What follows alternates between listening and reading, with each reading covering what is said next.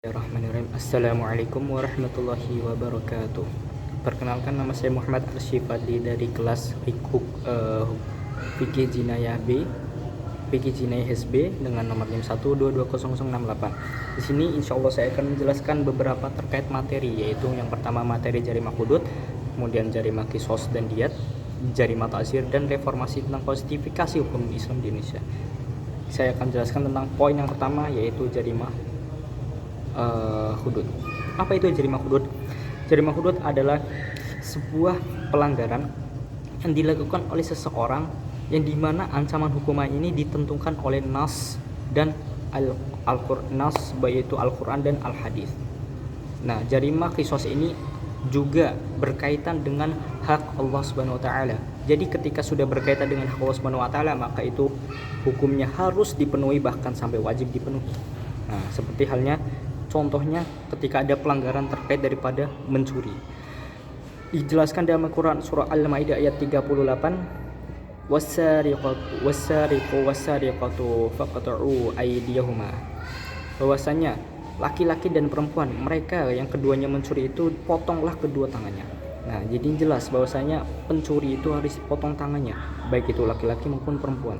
Maka jarimah qisas ini adalah jarimah hudud ini adalah itu merupakan hak Allah, di mana Allah berhak untuk memberikan peraturan kepada umat-umatnya supaya ada pelanggaran terkait mencuri ini dipotong kedua tangannya.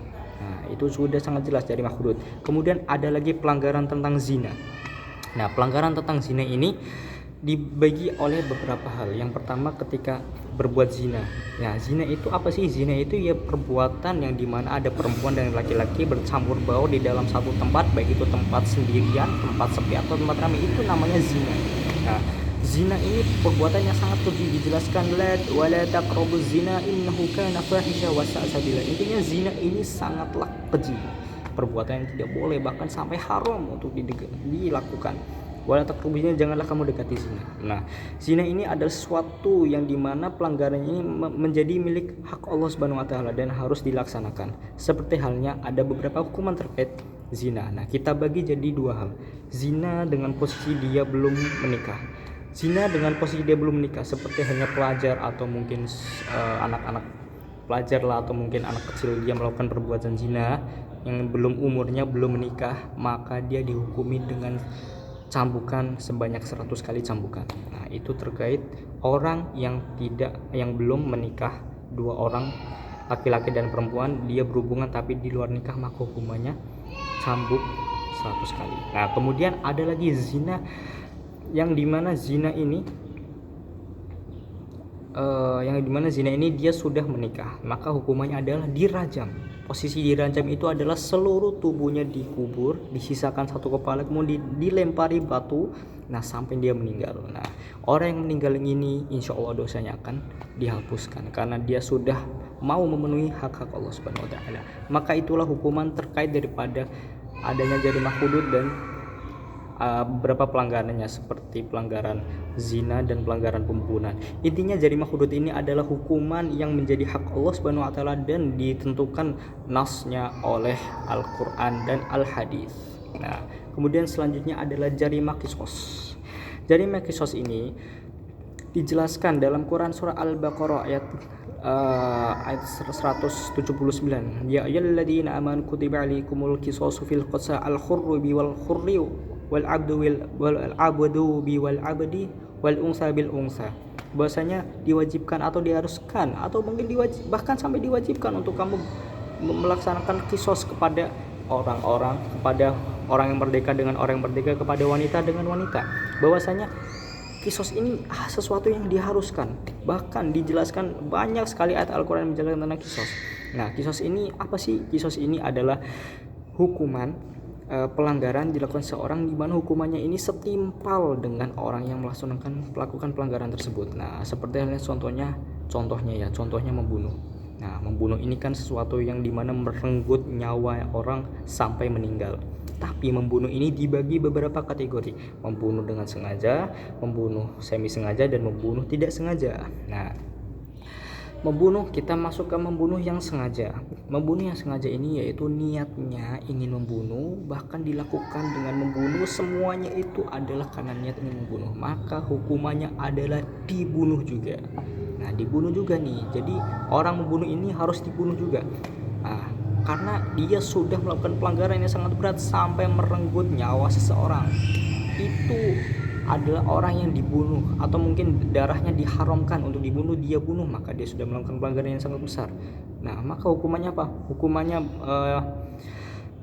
yaitu dibunuh juga.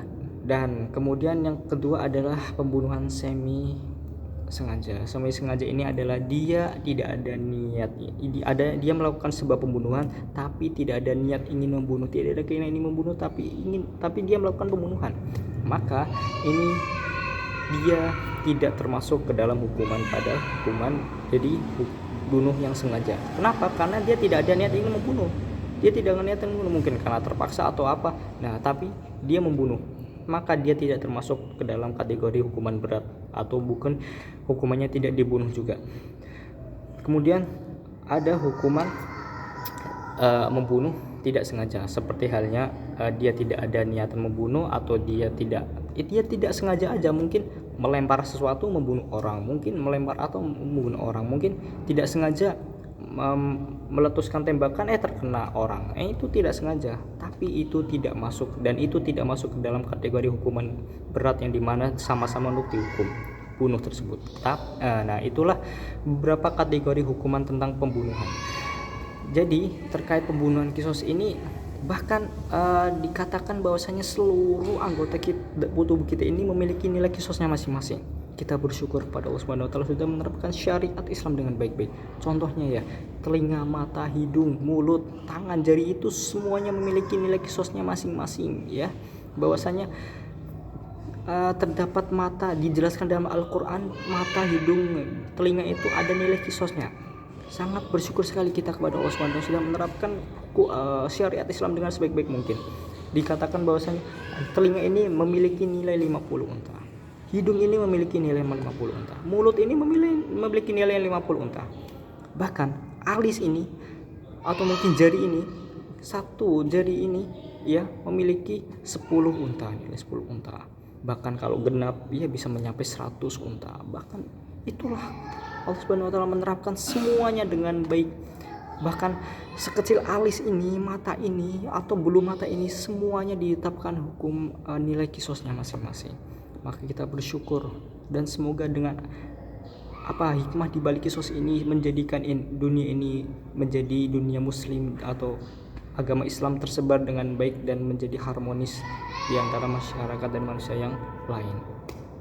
Itulah terkait daripada hukuman kisos, dan itulah beberapa terkait daripada hukuman jarimah hudud dan jarimah kisos. Nah, untuk dua materi selanjutnya akan kita jelaskan di video selanjutnya. Oke, terima kasih dari saya. Barakallahu fikum. Sekian, wassalamualaikum warahmatullahi wabarakatuh.